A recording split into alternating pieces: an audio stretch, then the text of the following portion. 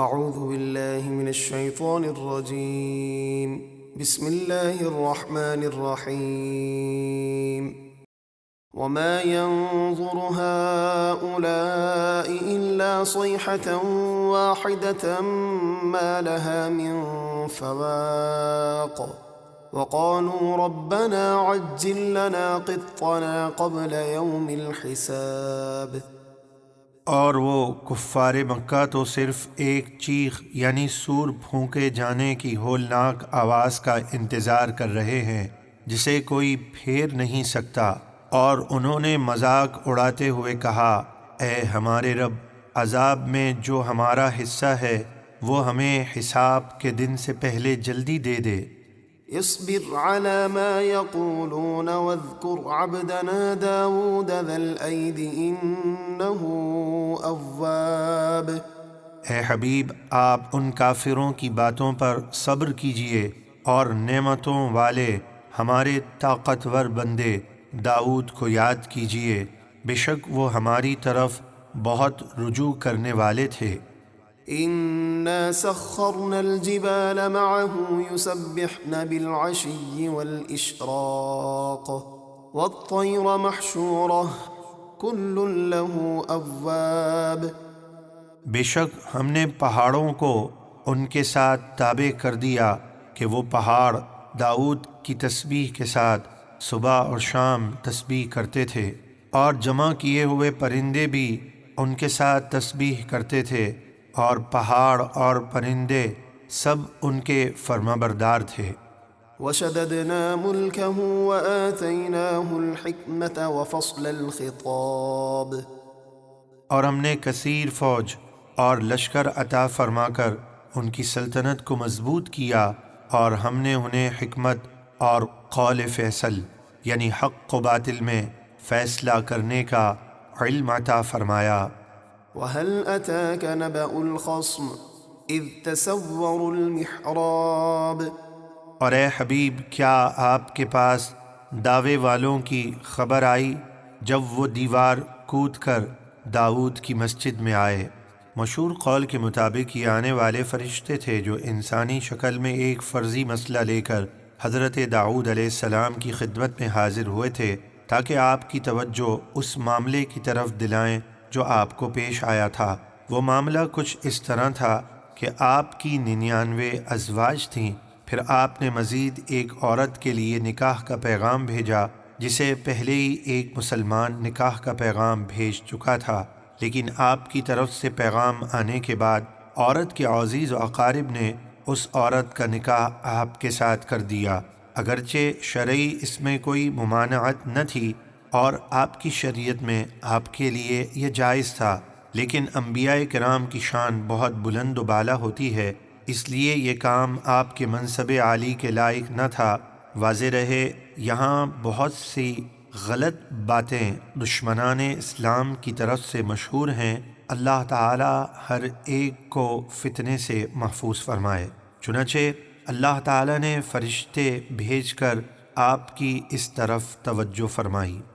إذ دخلوا على داود ففزع منهم قالوا لا تخف خصمان بغى بعضنا على بعض فاحكم بيننا بالحق ولا تشطط واهدنا إلى سواء الصراط۔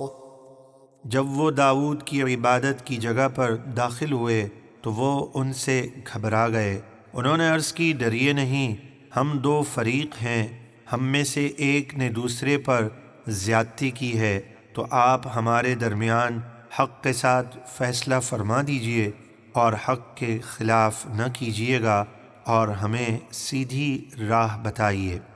إن هذا أخي له 99 نعجة ولي نعجة واحدة فقال أكفلنيها وعزني في الخطاب قال لقد ظلمك بسؤال نعجتك إلى نعاجه وَإِنَّ كَثِيرًا مِّنَ الْخُلَطَاءِ لَيَبْغِي بَعْضُهُمْ عَلَى بَعْضٍ إِلَّا الَّذِينَ آمَنُوا وَعَمِلُوا الصَّالِحَاتِ وَقَلِيلٌ مَّا هُمْ وظن داود أنما فتناه فاستغفر ربه وخر راكعا وأناب۔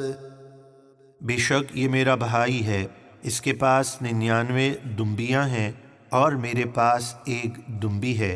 اب یہ کہتا ہے کہ وہ ایک دمبی بھی میرے حوالے کر دے، اور اس نے بات کرنے میں مجھ پر دباؤ ڈالا۔ داؤد نے فرمایا کہ بے شک اس نے تیری دمبی کو اپنی دمبیوں میں ملانے کے لیے مانگ کر تجھ پر زیادتی کی ہے، اور بے شک اکثر شریک ایک دوسرے پر زیادتی کرتے ہیں سوائے ان لوگوں کے جو ایمان لائے اور انہوں نے اچھے کام کیے، اور ایسے لوگ بہت کم ہیں۔ حضرت داؤد علیہ السلام کی یہ گفتگو سن کر فرشتوں نے ایک دوسرے کی طرف دیکھا اور مسکرائے اور آسمان کی طرف روانہ ہو گئے، اور داؤد سمجھ گئے کہ یہ ہم نے ان کی آزمائش کی ہے، تو انہوں نے فوراً اپنے رب سے معافی مانگی اور سجدے میں گر پڑے اور ہماری طرف رجوع کیا۔ فغفرنا له ذلك وإن له عندنا لزلفى وحسن مآب۔ تو ہم نے ان کو یہ بات معاف فرما دی، اور بے شک ان کے لیے ہماری بارگاہ میں ضرور قرب خاص اور بہترین ٹھکانہ ہے۔ يا داود إنا جعلناك خليفة في الأرض فاحكم بين الناس بالحق ولا تتبع الهوى فيضلك عن سبيل الله إن الذين يضلون عن سبيل الله لهم عذاب شديد بما نسوا يوم الحساب۔ اللہ نے فرمایا، اے داؤد، بے شک ہم نے آپ کو زمین میں اپنا نائب بنایا، تو لوگوں کے درمیان حق کے ساتھ فیصلہ کیجیے، اور خواہش کے پیچھے نہ جانا کہ وہ آپ کو اللہ کی راہ سے بہکا دے گی۔ بے شک وہ لوگ جو اللہ کی راہ سے پھٹکتے ہیں ان کے لیے سخت عذاب ہے، اس لیے کہ وہ حساب کے دن کو بھول گئے۔